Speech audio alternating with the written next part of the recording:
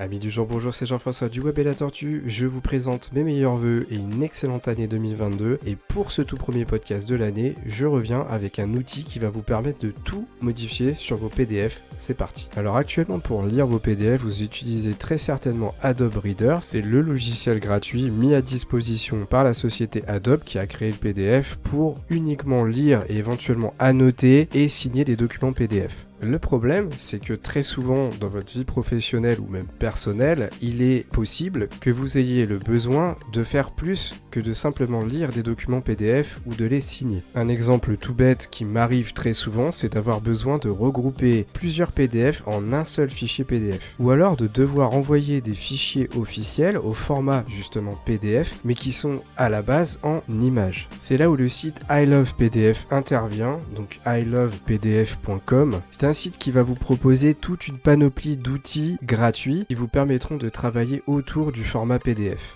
Je vous donne tout de suite quelques exemples de choses qu'on peut faire sur le site. On peut notamment fusionner des PDF, c'est-à-dire prendre plusieurs fichiers et n'en faire plus qu'un seul. On peut faire l'inverse, c'est-à-dire prendre un fichier PDF avec plusieurs pages et les décomposer en plusieurs fichiers. On peut convertir un format PDF en Word, un format PDF en PowerPoint, en Excel, convertir un fichier image en PDF au format JPEG et faire l'inverse. Et on peut aller jusqu'à protéger, modifier et déverrouiller des PDF. Alors attention, I Love PDF, c'est un outil qui a une base gratuite, mais qui du coup est bridé. Autrement dit, si vous voulez commencer à manipuler des fichiers PDF qui sont un peu trop volumineux, vous pourriez avoir des problèmes. Par exemple, si vous voulez fusionner un PDF, vous serez limité à une taille de fichier de 100 mégaoctets. Pour diviser un PDF, l'inverse donc, ce sera la même chose, vous serez limité à 100 mégaoctets. Si vous voulez transformer un fichier Word en PDF, vous serez limité à 15 mégaoctets, etc., etc. Pour ce qui est du fonctionnement de la plateforme, en fait c'est très simple, vous allez sur le site internet, vous choisissez sur l'accueil la fonctionnalité dont vous avez besoin,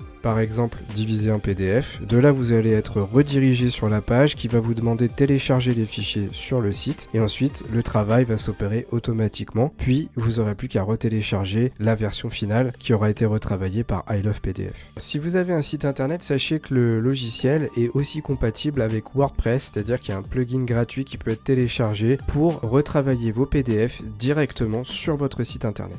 Et pour terminer ce podcast, sachez que I Love PDF propose également un outil pour retravailler vos images sur le site iloveimg.com. C'est à peu près la même chose que pour les PDF, sauf que là ça ne va être concentré que sur les formats images. Par exemple, vous pourrez compresser les images, les redimensionner, les recadrer et vous aurez carrément un éditeur simplifié, on pourrait le comparer à Paint, où vous pourrez éditer carrément et retravailler, améliorer l'esthétique de vos images. Voilà pour ce qui était de l'édition de vos fichiers PDF. J'espère que dorénavant que vous utiliserez ce logiciel et que vous n'irez plus vous embêter à utiliser des logiciels tierces tels que Inkscape qui sont quand même relativement complexes d'utilisation et en plus qui ne permettent pas de faire tout ce genre de choses, et surtout que vous ne vous embêterez pas à prendre une version payante de la suite Adobe pour retravailler vos PDF puisque la solution I Love PDF permet de faire tout cela gratuitement. Voilà, ce premier podcast de l'année est terminé. J'espère qu'il vous aura plu et qu'il vous aura permis de découvrir un outil qui va vous simplifier la vie. Restez branchés sur YouTube puisqu'on va bientôt sortir une vidéo qui va montrer l'utilisation de ce logiciel en tutoriel. C'est beaucoup plus facile de le faire au format vidéo. Également, n'oubliez pas de vous abonner à notre chaîne de podcast et à notre chaîne YouTube. Et nouveauté 2022, nous sommes présents sur TikTok, donc n'hésitez pas à venir nous voir sur le Web et la Tortue et à vous abonner. Pour l'instant, on a sorti